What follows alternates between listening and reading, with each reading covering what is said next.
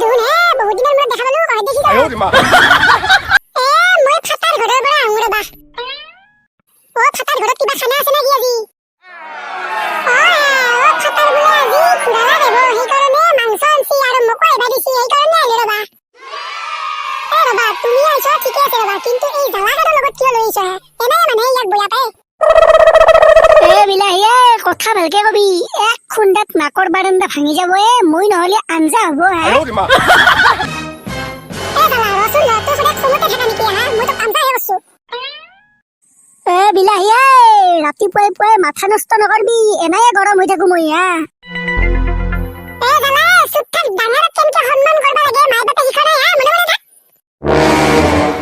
বিলাহী ইয়াৰ কথা বাদ দিয়া তুমি আমাৰ লগত বলা আঞ্জাখন অলপ খোৱা দিব বলা পিয়াজ মই নাজান যাও ফাটা জিৰে চিকা 100 তেলেদি একমাহ খেদই ইয়াৰ আঞ্জাৰ ক'ত হৈ থব